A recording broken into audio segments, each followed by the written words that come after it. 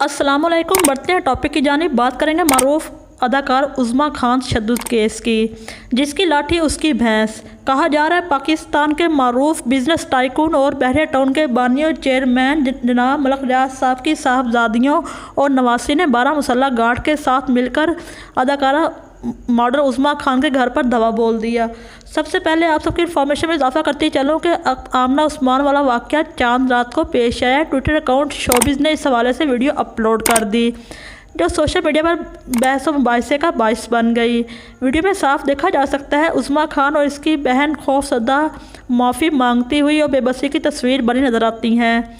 अदाकारा उज़्मा के मुताबिक मैं इत्तकाफ़ से उठी हूँ और मलक उस्मान मेरे से मिलने आए। अगर आप वीडियो को गौर से देखें तो मलक उस्मान साहिब गिलास में शराब डालकर बैठे पी रहे हैं, क्योंकि जगह पर पड़ी हर चीज़ अपने होने की गवाही दे रही है। मलक उस्मान की अहलिया को अपने शौहर पर पहले ही शक था कि वो किसी के साथ अफेयर चलाने में मसरूफ़ है। इन्हें चांद रात को तशवीश हुई कि मलक उस्मान इस वक्त कहाँ होंगे। वो अपने 12 मुहाफ़िज़ों के साथ अपने ही दूसरे मकान पर छापा मारती हैं और मलक उस्मान अदाकारा उज़्मा के साथ रंगे हाथों पकड़े जाते हैं। आमना उस्मान के मुताबिक कोई भी औरत अपना घर ख़राब होता हुआ देखकर चुप नहीं रह सकती। वो हाथ पांव ज़रूर मारती है कि अपना घर बचा ले। सो मैंने भी ऐसे ही किया। इस बात पर सब इत्तफ़ाक़ करते हैं कि औरत अपना घर टूटने से बचाने की आखिरी हद तक कोशिश करती है। लेकिन सवाल यहाँ पर उठता है कि अदाकारा उज़्मा को मारा क्यों गया? चादर चार दीवारें का ख्याल क्यों नहीं रखा गया? मुसल्लह अफराद कैसे एक घर की दीवारें फैलाएंगे? कानून को अपने हाथ में क्यों लिया गया? अपने शौहर को संभालने की बजाय अदाकारा पर क्यों हाथ साफ किए गए? ISI की धमकियां क्यों दी गई? क्या ISI मलक उस्मान या इसके घर की लोंडी है? इस छापे में पुलिस की मामलत क्यों नहीं ली गई? क्या सब उसूल कानून नज़्म ज़ब्त दलाइल से अपने छोटे लोगों पर लगते हैं?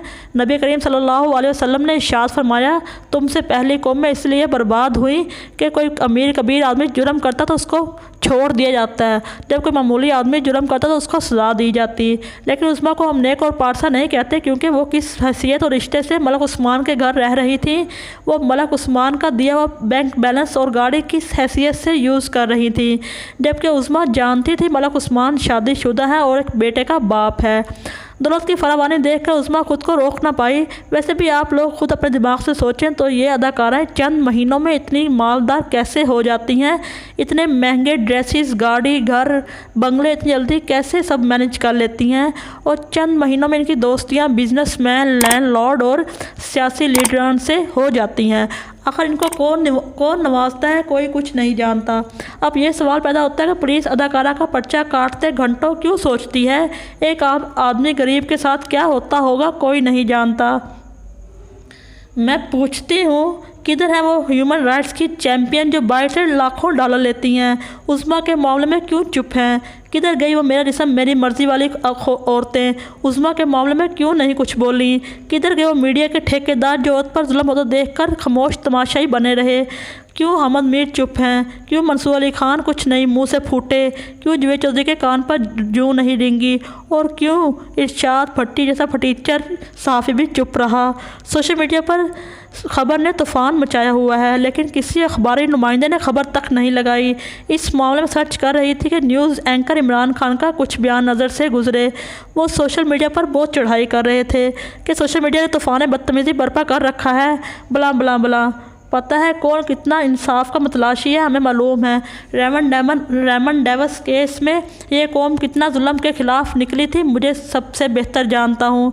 मोहतरम अपने मीडिया की तारीफ़ों के पुल बांधते हुए ये तक कह गए कि कराची में अल्ताफ़ हुसैन जैसी बला को मीडिया ने ही हाथ डाला था। नवाज शरीफ को मीडिया ने हुकूमत से गिराया और सच कौम को बताया। शाहरुख जतोई केस में मीडिया ही कौम के सामने लाया था। लेकिन जहाँ तक मुझे याद पड़ता है, अल्ताफ़ हुसैन जैसी बला को कराची से पाक फ़ौज और पाक आर्मी ने निकाला है। नवाज शरीफ तो पनामा केस में बुरी तरह फंस चुके थे। अदालत आलिया ने हक़ाइक़ पर फैसला देकर इमरान खान का रास्ता साफ़ किया। मुझे पता है ये केस बहुत जल्द सुलह की तरफ बढ़ेगा। आने वाले 4 दिनों तक कौम को कुछ ऐसी खबरें सुनने को मिलेंगी। दोनों फ़रीक़ैन ने सुलह कर ली है। इनको बता देना चाहती हूँ कि हज़रत अली ने फरमाया था, कुफ़र का निज़ाम चल सकता है लेकिन जुल्म का नहीं।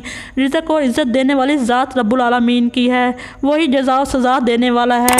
मलक रियाज तो क्या रिज़्क़ आगे रखा हुआ रब ना चाहे तो मुंह में हम नहीं डाल सकते। آنے والے دنوں میں پتہ چل جائے گا کون کتنے میں بکا اور کتنے میں خریدا گیا۔ تب تک کے لیے اللہ حافظ، ملیں گے نیکسٹ ویڈیو میں۔